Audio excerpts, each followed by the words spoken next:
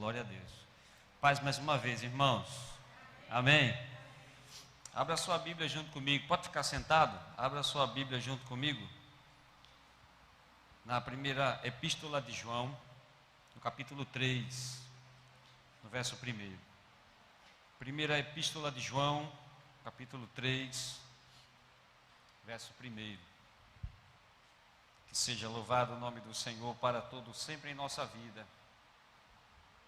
Como é bom estarmos nos reunindo aqui na sua casa. 1 João, capítulo 3, nós vamos ler só o verso 1 e o verso 2. Vede que grande amor nos tem concedido o Pai, a ponto de sermos chamados seus filhos. E de fato somos filhos de Deus. Por esta razão, o mundo não nos conhece, porquanto não o conheceu a Ele mesmo. Amados, agora somos filhos de Deus, e ainda não se manifestou o que haveremos de ser. Sabemos que quando Ele se manifestar, seremos semelhantes a Ele, porque haveremos de vê-lo como Ele é. Amém? Pode deixar sua Bíblia aberta no texto. No nosso imaginário, os papéis de pai e de mãe estão muito bem definidos. E esses papéis, eles estão bem estabelecidos na nossa mente. Para nós, desde pequenos, a mãe é a fonte de carinho, de afeto, de acolhimento, de amor. Regra geral, as mães são assim. E são passadas dessa maneira. E é interessante, o nosso imaginário, ele estabelece bem isso, não é? Que a mãe é a fonte de carinho, de afeto e acolhimento. E a mídia, ela assevera isso em campanhas, porque isso já está inserido na nossa mente, isso já faz parte do nosso imaginário. A mãe é aquela que preenche o lar com sua casa, é aquela que domina os ambientes, é aquela que é a ponte de ligação entre pai e filho, que é aquela que traz uma palavra equilibrada, é o amor encarnado, não é? E no nosso imaginário, o homem, o pai, ele tem o seu papel também definido na nossa mente, é aquele que coloca o pão em casa, é o provedor. O pai é o protetor da casa. A gente sabe que o pai é aquele que protege o lar, que guarda o lar, não é? É interessante que esses parâmetros, eles não são, esse nosso imaginário, eles não são por acaso. O próprio profeta Isaías, no capítulo 49, no versículo 15, Isaías diz assim: mesmo que uma mãe esqueça do filho que amamenta. Na verdade ele diz, pode uma mãe esquecer o filho que amamenta? Isaías está usando o amor de mãe, o afeto de mãe, como um parâmetro para que o povo entenda que mesmo que uma mãe que amamente, possa abandonar o seu filho, Isaías está dizendo, é muito pouco provável. Mesmo assim, Deus não se esquece de vós. Ou seja, no imaginário do profeta também, o profeta deixa claro essa característica da mãe. E a característica do pai é essa: é protetor, é provedor, é aquele que corrige, é aquele que disciplina, é aquele que ensina, é aquele que mostra o caminho para o filho no que diz respeito à sua vida. Esses papéis definidos no nosso imaginário, repito, ele tem respaldo bíblico, ele tem respaldo da palavra de Deus, dos textos que eu acabei de falar. Dentro da questão do imaginário do pai, que é o que nós estamos celebrando hoje, Dia dos Pais, dentro da questão do imaginário do pai, a Bíblia reforça isso no sentido de que, dentre várias figuras utilizadas para falar a respeito de Deus, a mais utilizada é usar Deus como pai. De tantas figuras, o leão da tribo de Judá, o Senhor dos Exércitos, o general, não é? A rosa de Saron, tantas e tantas figuras, das quais elas lembram o Todo-Poderoso. Essa, sem dúvida, é a mais utilizada de Gênesis a Apocalipse, a figura do Pai. Não por acaso, a figura do Pai é ligada ao Senhor, para, ligando-se ao nosso imaginário, passar a ideia de um Deus próximo, de um Deus cuidador, de um Deus que tem as características daquela figura que nós temos dentro de casa. Você vai ver que o próprio Jesus, na oração modelo, na oração do Pai Nosso, Jesus, ele nos incita, ele nos instrui a chamar Deus de Pai. Olhe para cá. Lembra da oração modelo? Pai Nosso que estais no céu. Você vê orações de Jesus, Jesus se referindo, por exemplo, a Abba Pai, que é uma expressão carinhosa, afetuosa, de proximidade, semelhante ao painho nordestino.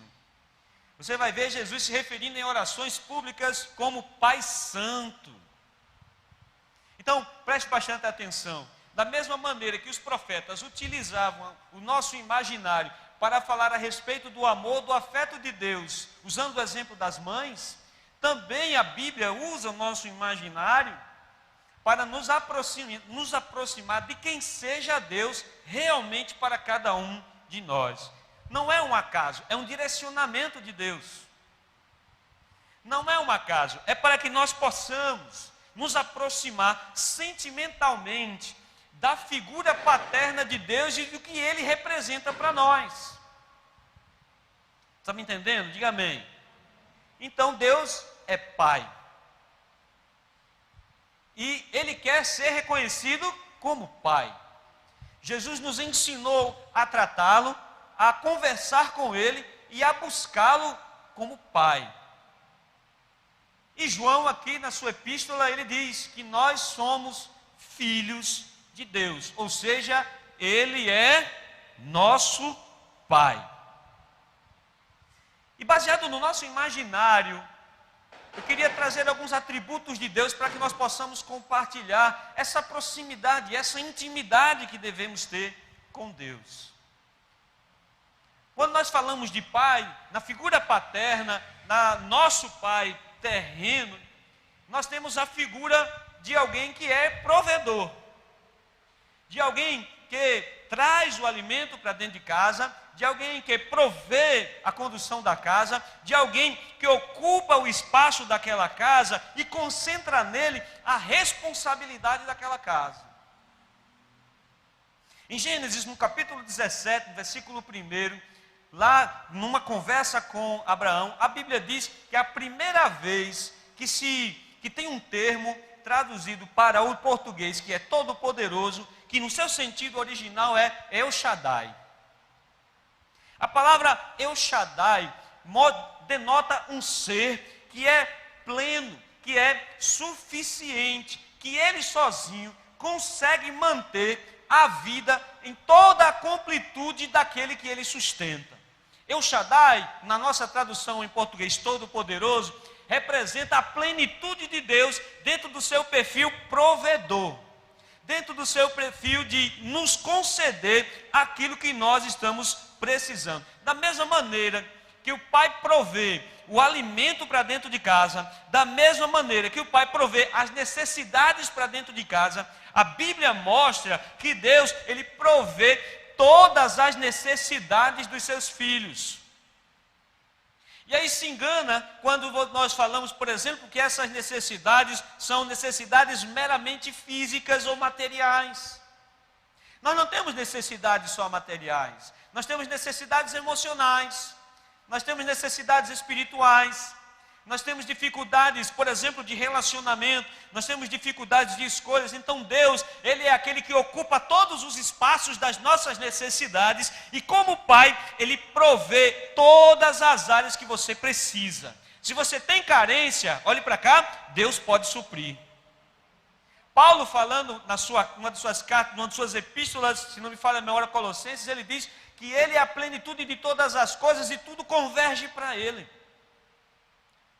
Então veja, Ele é a provisão, a completude que provê todas as áreas da nossa vida. Isaías 41, versículo 10, o profeta diz: não temas porque eu sou contigo, não te assombres porque eu sou o teu Deus, eu te fortaleço, eu te ajudo, eu te sustento com minha destra fiel. Então ele não fala meramente de alimento, ele não fala meramente de bens materiais, ele está falando de todas as carências que porventura você possa ter. E o pai terreno é assim. Se você teve a figura de um pai terreno presente, é aquele pai que ocupa todas as áreas da sua vida e nas suas necessidades ele sempre se coloca presente. Nas suas crises emocionais, nas suas dificuldades da vida, nas suas dificuldades em compreender o processo da vida, lá está a figura do pai, orientando, cuidando, provendo as ferramentas necessárias para você continuar. Posso ouvir um amém? Ele provê também as minhas necessidades, aí sim, quando eu estou incapaz de obter alguma coisa, ou no momento de dificuldade eu não tenho como eu chegar. Ele deixa claro que eu nunca estarei sozinho, que Ele sempre estará caminhando ao nosso lado. Nós que somos homens, tivemos um pai, e no processo natural das coisas, nos tornamos pai. Mas mesmo que você fique adulto, mesmo que você se torne uma pessoa responsável, e agora também as irmãs, mesmo que você já esteja aí adulta, casada, com filhos, o pai, a figura paterna, mesmo que geograficamente esteja distante, ela sempre é uma figura que te acompanha. Por isso que quando você perde um pai, quando seu pai é tirado de você, quando ele descansa no Senhor, quando esse pai é retirado, a sensação que você tem é que você perde um ponto de referência. Quem não passou por isso, peço que demore muito a passar, mas, por exemplo, quando eu passei por essa experiência, eu ainda tenho minha mãe, graças a Deus, eu tenho meus irmãos estruturados, a família estruturada, graças a Deus, eu tenho minha família, meus filhos, minha esposa. Mas quando eu recebi a notícia, instintivamente, o meu inconsciente ficou órfão de uma referência, ficou querendo uma referência. E a primeira frase que veio na minha boca, na minha mente naquele dia foi: e agora? O que é que eu vou fazer? Mas o meu pai não me mantinha mais. Mas o meu pai não estava mais dentro de casa. Mas mesmo assim, mesmo distante, mesmo longe, olhe para cá, ele ainda se fazia presente em minha vida. Essa é a imagem que Deus quer passar para nós. Mesmo que você não enxergue, mesmo que você não veja constantemente, mesmo que Ele não esteja falando com você constantemente, mesmo que fisicamente seus olhos não o enxerguem, não o vejam, você com seus ouvidos não ouça, mesmo em períodos em que Deus se coloca em silêncio, olhe para cá, Ele sempre estará presente. Você sente a sua presença. Você sente que Ele está presente. Posso ouvir um amém, meus irmãos? Então, o provedor é a figura presente em sua vida. Não importa quantos anos você tenha, não importa a família que você estabeleceu ou quanto dinheiro você tem, a presença do Pai é a presença certa de alguém que está ali ao seu lado, a quem você possa, por exemplo, socorrer-se na necessidade. E não só socorrer na dificuldade ou na minha incapacidade. O Pai é aquele que provê o caminho pelo qual eu vou conquistar. Sem o Pai, fica difícil. Escute, pesquisas mostram, por exemplo, que uma criança criada sem pai tem uma probabilidade muito grande de desencaminhar-se na vida. Isso não é na regra. São pesquisas que mostram que a maioria dos que caíram em dificuldades, em vícios, eles, antes disso, a vida deles é uma vida sem a figura paterna. A figura, a provisão, mostrar o caminho para que eu conquiste. Pai bom não é aquele que dá tudo. Pai bom é aquele que ensina a conquistar, que ensina a ganhar. Posso ouvir um amém, irmão? Olhe para o irmão que está do seu lado, veja se ele está dormindo. Sorrindo não dá para ver porque ele está com a máscara, né? Já pensou se tivesse uma máscara que você puxasse o rosto inteiro, irmão? Ou você trazer aquelas máscaras que você coloca para dormir? O pai é aquele que entende que vai socorrer na necessidade, mas que vai te ensinar a conquistar com seu próprio esforço. Por isso que o pai, na minha concepção, é aquele que deve ensinar a criança a andar. Porque a mãe, quando o menino cai, meu filho, meu filho, meu filho. Nós estávamos aqui numa dessas lives aí, e um pai de primeira viagem estava conosco aqui, e o filho dele chegou na escola bíblica, e o filho dele chegou, caminhou, tropeçou, caiu, bateu assim com a cabeça na lateral, assim do banco, pum! Nós olhamos um para o outro, ele disse, ele vai levantar. Ele ficou meio choroso ali, olhou para um lado, olhou para o outro, levantou e continuou andando. Ei, a escola do pai é cruel. Sim ou não? Eu aprendi a andar de bicicleta sem rodinha. Vai! Hoje é muito fácil, né, irmão? Tem bicicleta para qualquer pessoa. Eu aprendi a andar na barra circular, que eu não alcançava ela por cima, tinha que colocar o pé por dentro do círculo da bicicleta. E quando andava, sacudia a bicicleta assim de lado. Era uma desgraça. E aprendi assim, vai! O pai provê quando você está incapaz, mas o pai ensina você o caminho para conquistar as coisas que você precisa. Por isso que algumas vezes Deus vai te socorrer. Por isso que algumas vezes Deus vai te dar o que você precisa na hora. Por isso que algumas vezes, como temos testemunho, você vai estar em casa, alguém vai bater na sua porta e vai dizer, ei, Deus mandou entregar isso a você, aleluia, isso é verdade, isso acontece. Mas na maioria das vezes, Deus vai abrir portas para que você aprenda a andar. Deus vai abrir portas para que você aprenda a conquistar. Deus vai te dar a vara para você aprender a pescar. Aqueles que prosperam, aqueles que vencem, aqueles que caminham, tem Deus como Pai, mas sobretudo entendem que Deus não dará tudo de mão beijada, que Deus não dará tudo na sua mão, que nem todas as coisas cairão do céu, a menos que tenha uma necessidade muito grande. Na maioria das vezes, Ele te dará oportunidades, porque um verdadeiro Pai ensina a conquistar. Por isso que Ele é provedor.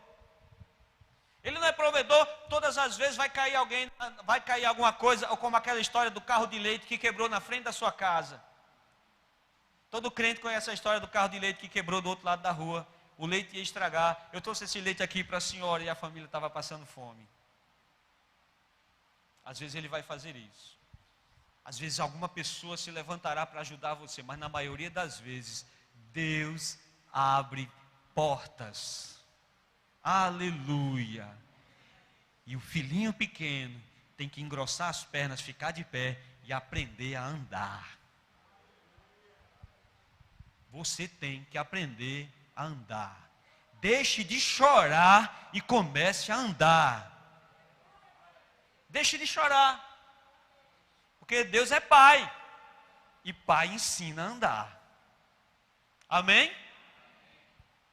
O pai sempre estará presente na vida do seu filho. Quem é pai o resto da vida. Quem é pai, vai até o fim sendo pai. Portanto, enquanto você tiver um pai, olhe para cá, você jamais andará sozinho. Diga glória a Deus. O pai é provedor. Deus é provedor.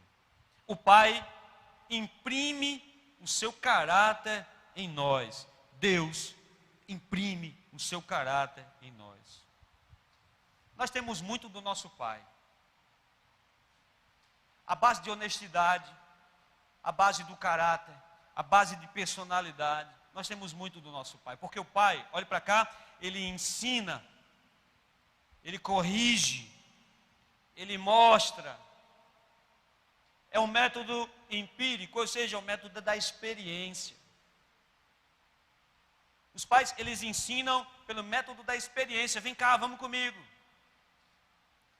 Se ele trabalha no açougue, ele pegava o menino, hoje não pode mais, mas ele pegava o menino e dizia assim, vem cá, vamos comigo. Se ele trabalhava na roça, ele dizia, vem cá, vamos trabalhar comigo. Se ele era sapateiro, ele dizia, vem cá, você vai trabalhar comigo. O pai, ele ensina não de forma teórica, ele não ensina através de livros, ele não ensina através de e-mails ou mensagens de WhatsApp. Um pai, ele ensina pelo método empírico, ou seja, pela experiência. Você aprende andando com ele. Posso ir um amém? Olha, é assim que você pega na foice. E o menino vai lá e erra, ele diz, não, volta, vem cá. É assim que você pega na foice. É assim que você tem que fazer, é assim que você tem que entender, é assim que você tem que agir.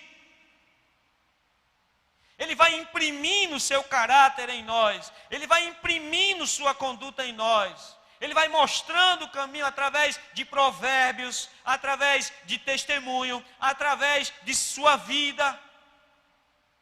Todos nós aqui temos algum ditado na nossa cabeça que o nosso pai falava, quem rouba R$1, rouba 1.000.000.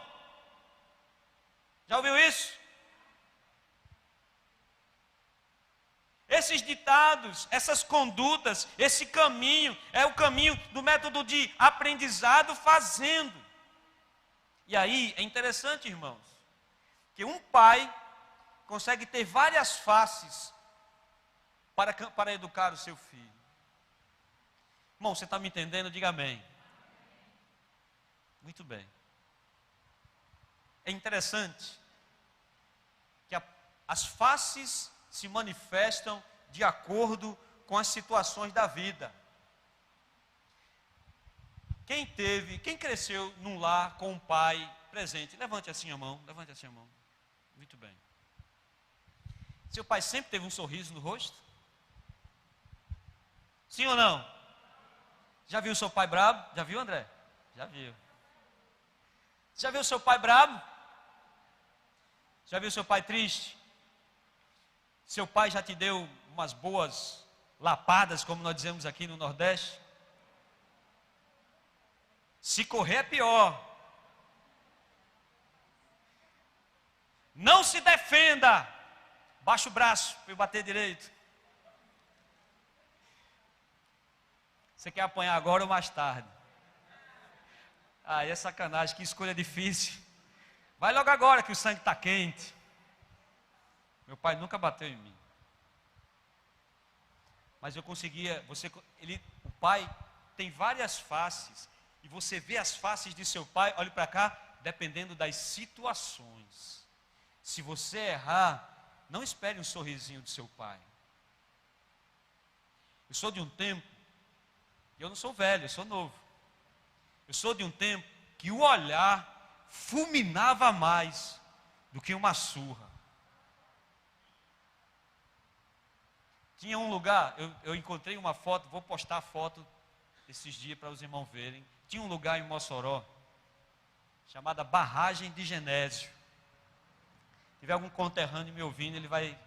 A Barragem de Genésio era o pior lugar da cidade. Era na Barragem de Genésio que Eita, vou entregar um segredo. Que os quadros das bicicletas roubadas eram jogadas. Que os drogados iam se drogar. Era o point da droga nova. Foi o primeiro lugar do crack que chegou em Mossoró, foi na barragem.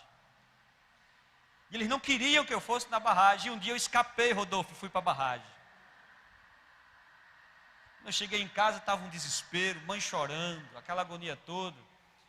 Da porta da cozinha da minha casa, ele fez isso. Meus joelhos se desconjuntaram. Nunca mais eu fui para a barragem. As situações da vida revelam a face de seu pai. Se você erra, a face que vai vir é a face da ira e da correção. Se você está carente, é a face do amparo e do acolhimento. Filho, estou aqui com você. Filha, não se preocupe, eu estou com você até o fim. Filho, essa situação está difícil, mas pode contar comigo. Depende da situação, a face do seu pai se revelará para você. Deus Pai é da mesma maneira. Não espere sorrisos de Deus se você está errado. Não espere afagos de Deus se você vive uma vida de pecado. Não espere o ombro de Deus se você é rebelde e insolente. Não espere ser chamado à presença de seu pai se o seu caráter, na verdade, é um contraponto ao caráter dele. Se o seu caráter se distancia do caráter dele. Porque por vezes o pai oferecerá a face da ira, da correção e do castigo. Nenhum pai que vai corrigir bate sorrindo ou corrige sorrindo. Ele corrige mostrando que aquilo é um erro e precisa ser mudado. Olhe para cá, Deus corrige a todos que têm por filho, porque Ele é pai. Alguns acham que a correção de Deus é um castigo, é porque Deus odeia. Não, Ele não quer que você se perca. O contrário do amor não é ódio, o contrário do amor é indiferença. Se Deus tratar você com indiferença, é porque Ele vai permitir que você caminhe para o inferno. Se Deus não te corrigir, você continuará nas suas práticas, continuará nos seus pecados, continuará na sua vida devassa e promíscua. Deus não quer que você se perca, Deus quer que você se salve. Por isso que Ele te chamou nessa noite para dizer que é seu Pai e que está te corrigindo. E que talvez hoje a face que você esteja vendo seja a face da correção de Deus, seja a face da justiça de Deus, seja a face de Deus te corrigindo, de Deus te disciplinando. Mas quando a situação mudar, a face do Deus acolhedor será a face que você verá, aleluia, a face do Deus amoroso, a face do Deus bondoso. Porque as pessoas julgarão o caráter de seu pai pelo seu comportamento. As pessoas não julgam o seu caráter, eles julgam o caráter de seu pai. De quem é esse menino mal educado? Esse menino tem pai? É assim ou não é? Esse menino tem pai? Então não está se julgando o caráter do menino, está se julgando o caráter do pai. Menino mal educado, fulano mal educado, ele está falando de quem? Ele está falando do menino? A crítica não é para o menino. A crítica é ao caráter do pai. Não soube ensinar. Não soube educar. Não sabe ser pai. Então, olhe para cá, escute bem isso. As pessoas julgarão o caráter de seu pai pelo seu comportamento. Pelo seu comportamento. Por isso que quando nós vamos corrigir o menino, quando ele faz alguma coisa errada, ou a menina, quando nós vamos corrigir o filho, se você me matou de vergonha. O seu comportamento hoje me matou de vergonha. É assim ou não é? Porque a bronca vai para você, meu irmão. A bronca vai para você, minha irmã. Deixa eu caminhar. Da mesma maneira, o caráter de Deus é julgado pelo nosso caráter. Eu gosto de ver os comentários quando se tem uma notícia. Quando se tem uma notícia a respeito de alguma coisa, eu gosto de ver lá os comentários. E aí teve uma notícia agora de uma reforma tributária que vai acontecer, uma pequena reforma tributária que vai acontecer. E nessa reforma tributária, os deputados, a bancada evangélica quer que as igrejas continuem sendo isentas de tributação. As igrejas têm trabalhos sociais. As igrejas têm ações sociais. As igrejas entram onde o governo não entra. Se você que está aí não sabe disso, fique sabendo. A igreja entra em lugares que o Estado não consegue entrar. Muito bem. E eu fui ver os comentários. Aí os comentários lá, bando de pilantra, deviam pagar porque não fazem nada. A igreja é um covil de ladrões. Na verdade, eles estão falando da igreja ou do caráter do dono da igreja. Eles criticam o dono da igreja pelo comportamento de alguns de seus filhos, se é que nós podemos chamar de filhos. O comportamento de pessoas que se distanciam de Deus, presbítero Geraldo, e só buscam Deus na agonia. Acham que Deus é uma caixa de primeiros socorros. Tudo deu errado, corra para Deus. Mas se tudo está bem, não tenho tempo para Deus. Vivem uma vida dúbia, vivem uma vida distante de Deus, vivem longe de Deus, mas na hora que o negócio arrocha, corre para onde? Para Deus. E não é assim com aquele filho que não quer saber do pai? Não liga para o pai. Ei, liga para o seu pai se você ainda tem pai vivo, viu? Não liga para o pai. Mas quando o negócio aperta, olhe para cá, corre para quem? Pai, me ajude, me empreste um dinheirinho aí.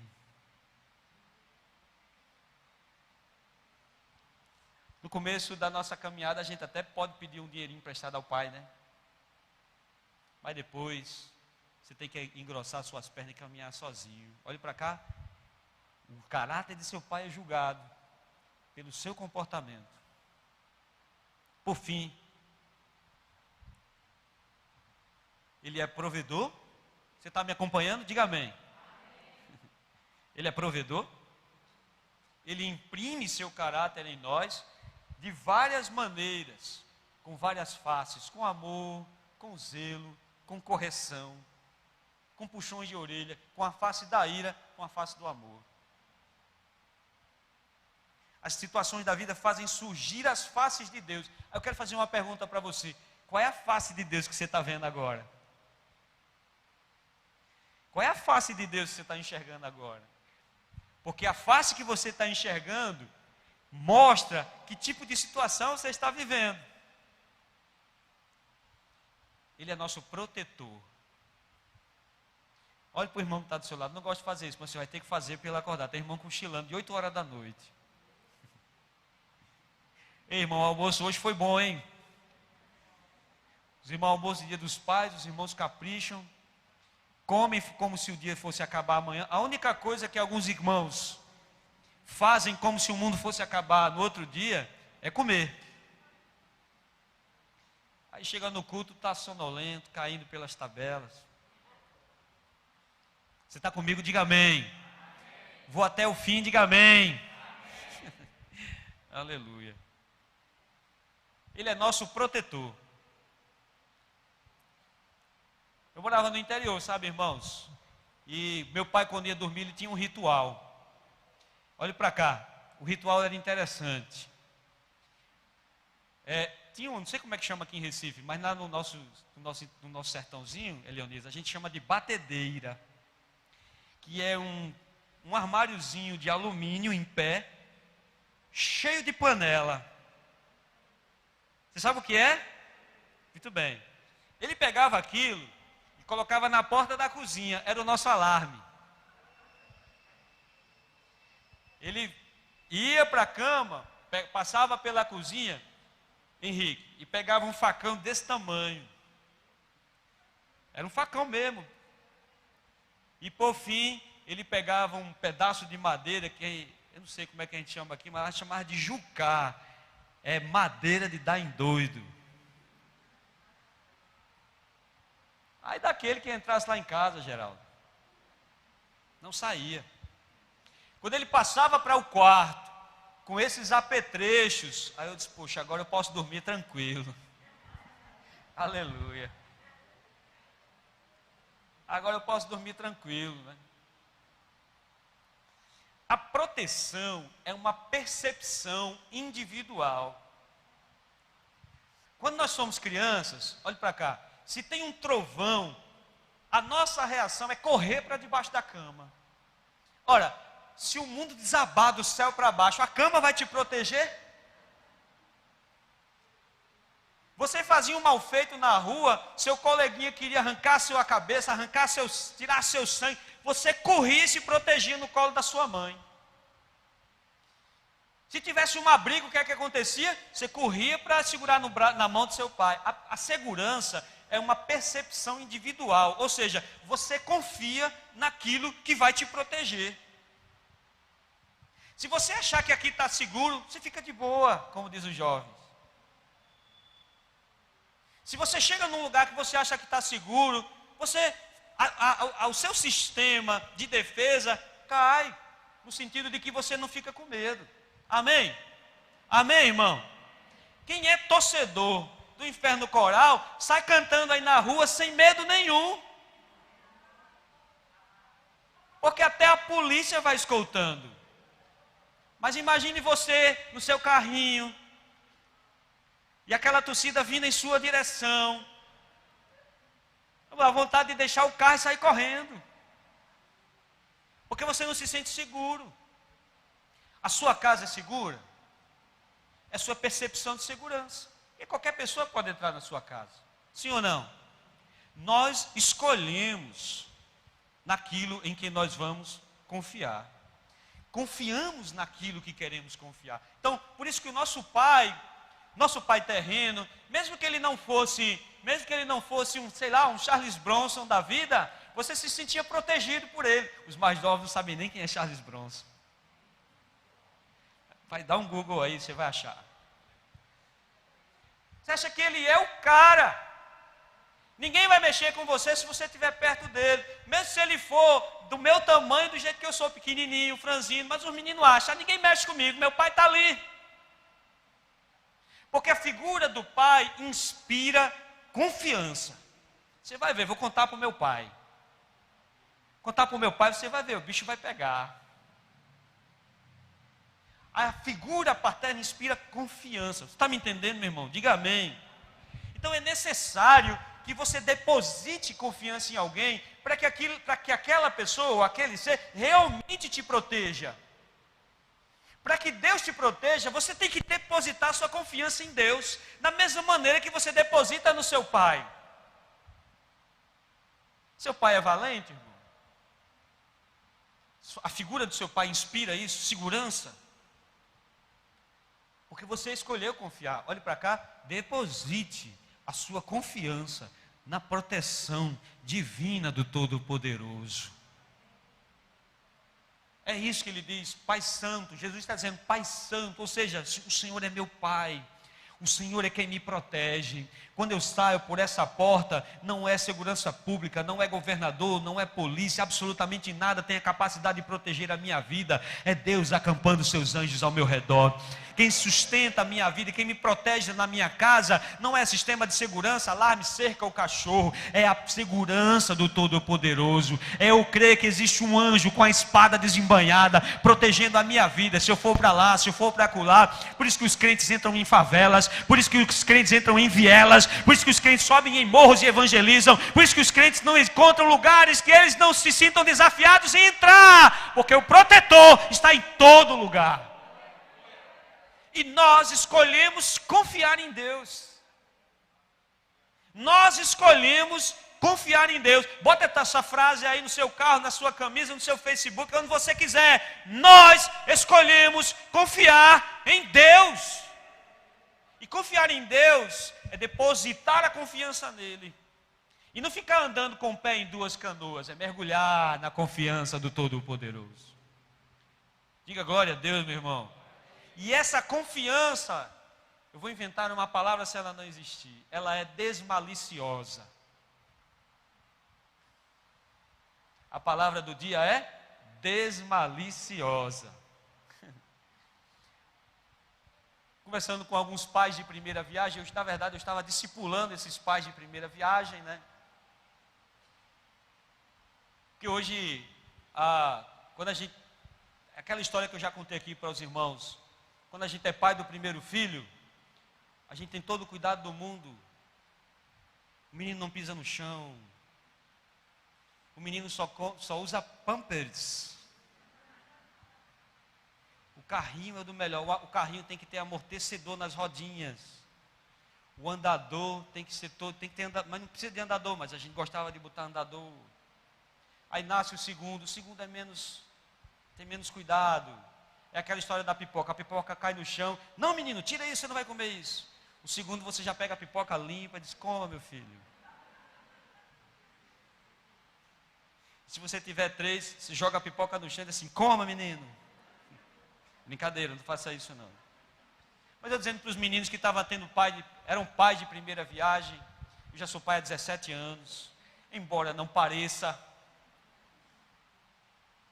E aí eu falando para eles, olha, não pode criar um menino sem malícia. Vou explicar o que é malícia, calma, não me julgue antes de eu explicar. Nós, da geração de 50 para baixo, nós aprendemos a malícia da rua. Porque a gente saía para a rua. O que é malícia de rua? É saber quando o sujeito vai lhe dar um tapa. É saber que você pode brincar com aquele não. É saber quando o sujeito está mentindo. Pode fazer, cara, não vai dar nada não. E os meninos que são criados tudo dentro de casa, eles não têm malícia de rua. Não é verdade, irmãos? Amém? Tem menino hoje que solta pipa no ventilador. Mas vamos lá. Então, eu explicando para eles, olha, você tem que ensinar malícia para os meninos. Malícia da rua. Para que quando ofereçam droga para ele não sinta vontade de consumir. Você tem que ensinar malícia para ele, uma malíciazinha de rua. Porque conforme a gente vai crescendo na rua não significa que morava na rua, mas a gente saía para brincar, jogar bola. Eu saía de manhã, chegava no final do dia, às vezes, brincando, vinha, almoçava, voltava de novo. Aí tem malícia de rua. Só que essa malícia ela é adquirida. A confiança, ela também começa a receber esses vícios. Se você pega uma criança pequenininha, de seus 2 anos, que ela não está falando, mas ela engatinha. Se você coloca ela em cima de uma laje, se você é pai, fica lá embaixo e diz assim, pule, ele pula, ele se joga, porque ele confia plenamente na voz do pai que está ali embaixo. Não faça essa experiência, pelo amor de Deus, é uma figura. Mas se você pega um menino maiorzinho de 5 anos, bota ele em cima da laje, ele já tem consciência, ele já tem malícia. Você vai dizer, ele pule, ele vai dizer, não senhor. A confiança, ela tem que ser pura e livre de malícia. Porque ou você confia, ou você não confia. Não existe confiar pela metade. Eu confio em Deus para que Ele me dê um emprego bom, mas não confio em Deus se eu estiver passando por provação. Eu confio em Deus aqui, mas se o meu emprego correr risco, se eu tiver que defender minha fé, não, eu não vou confiar em Deus. Olhe para cá, Deus exige nossa confiança plena. Amarás ao Senhor de todo o teu coração, de todo o teu entendimento, com toda a tua força. Então, ou você confia plenamente, ou você nunca desfrutará do cuidado e da proteção de Deus na sua vida. Porque só desfruta do cuidado de Deus aqueles que escolhem confiar no Deus Todo-Poderoso. Que você não vê, mas Ele está perto. Que você não escuta, mas Ele fala ao seu coração. Que você não percebe, mas Ele está cercando você de cuidado e de carinho. Aleluia! Sempre está do seu lado.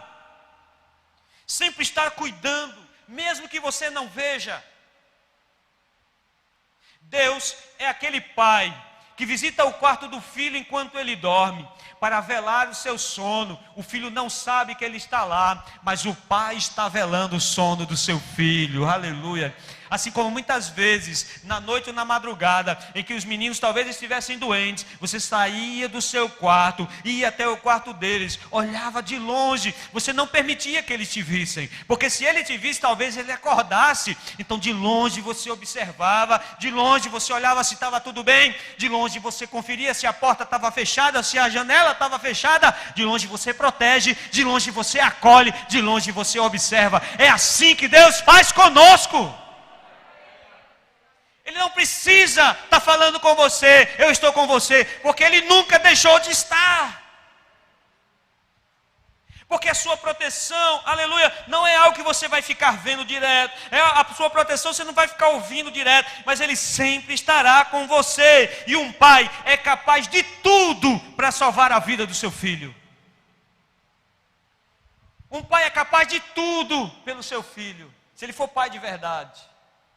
Ele é capaz de qualquer coisa. Ele faz tudo para proteger, para guardar, para salvar. E eu queria fazer uma pergunta a você para nós caminharmos para o fim. Você daria a vida de um filho seu para salvar outro? Você sacrificaria um filho seu para salvar outro? Imagine que o outro precisa de um transplante. Se você não fizer o transplante, se esse não entregar, esse vai morrer. Você sacrificaria, sim ou não? É dolorosa a escolha. Tem um filme bem das antigas. Hoje eu estou antigão demais.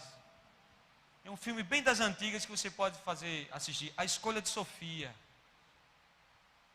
Ela teve que escolher um filho. Ela tinha que escolher um filho de 2 que ela tinha. Você sacrificaria um para salvar o outro? Mas eu quero contar a história para você de um pai que entregou a vida de um filho para poder resgatar a vida de outros que estavam perdidos. Mesmo sem saber qual seria a resposta desse filho. A Bíblia diz que Deus enviou seu filho amado para ser ultrajado, para ser pregado numa cruz, para que você pudesse estar sentado aí me ouvindo nesse exato momento. Para salvar seus filhos, um filho teve que se sacrificar. Deus provou o seu amor por você, sacrificando seu único filho, para que você fosse adotado como filho. E você ainda ousa não confiar nele. E você ainda ousa não ouvir a sua voz. E você ainda ousa ficar distante dele. E você ainda ousa dizer que ele não te ama. Por causa de um emprego que você perdeu, por causa de uma luta que você enfrentou, ou porque seus planos não saíram do jeito que você projetou. Deus não me ama. O maior sacrifício que a história pode registrar foi um pai oferecer o seu filho para que ele pudesse adotar outros, para atraí-los para perto de si. Um verdadeiro pai, eu já vou encerrar, o louvor me ajuda aqui, Felipe. Um verdadeiro pai, ele acolhe todos os seus filhos em seus braços. Não tem esse negócio de dizer assim, um pai gosta mais de um filho do que de outro. Você pode ter 10. Você pode ter uma ninhada de 10 filhos. Todos eles terão o mesmo valor para você. Eu fico encasquetado com alguns pregadores que dizem assim, olha, Deus deu o dobro de filhos a Jó. Deus deu mais filhos a Jó. Mas não eram os filhos que Jó perdeu.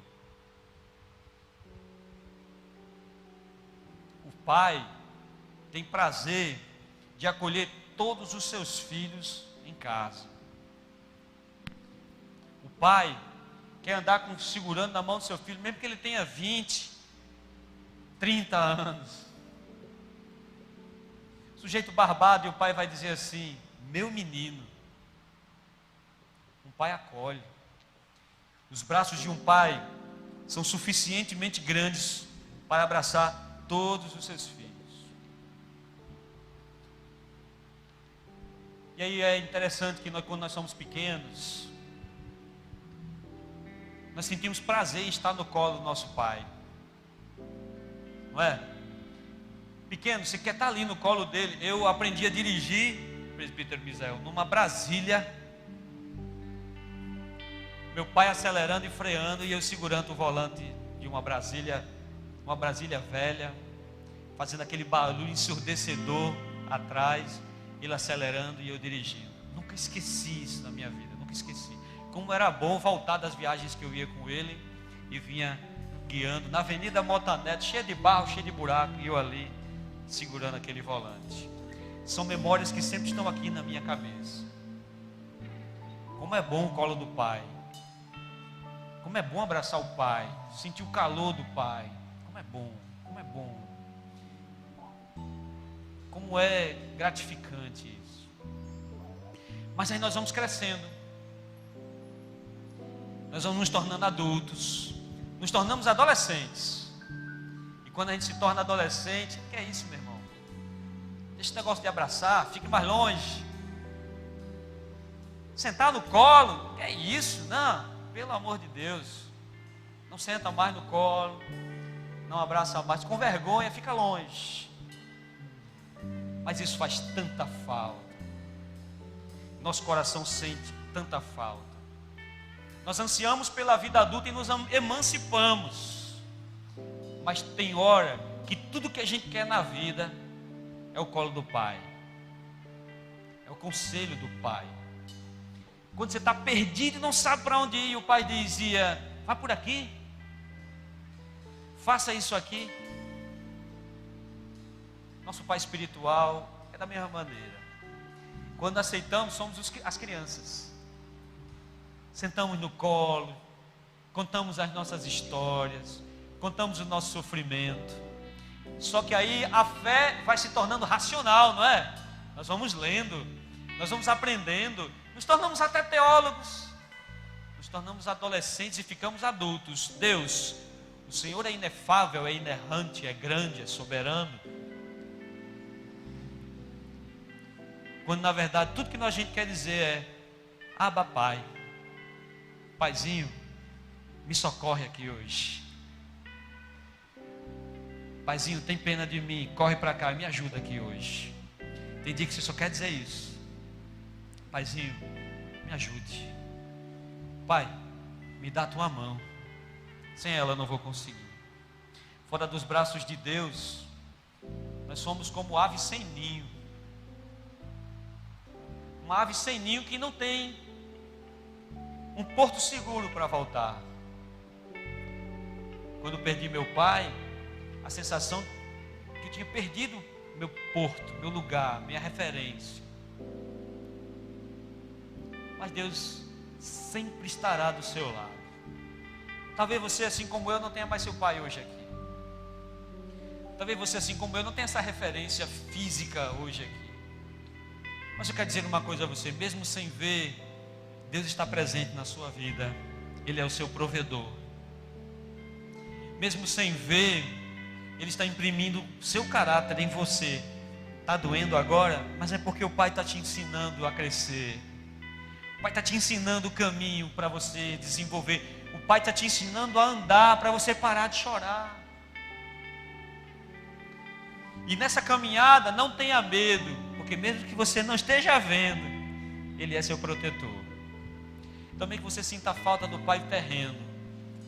Eu quero oferecer a você hoje um Pai que está acima de todas as coisas. Que Ele foi o padrão para que o seu Pai fosse o que foi para você. Ele se chama Jeová. Jeová Jireh, Jeová Rafá, Jeová Nissi, El Elyon, El Shaddai. O Rei dos Reis, o Senhor dos Senhores, aquele que era, que é e que há de vir, o Todo-Poderoso. Ele quer ser seu Pai. Curve sua cabeça sentado mesmo, feche seus olhos.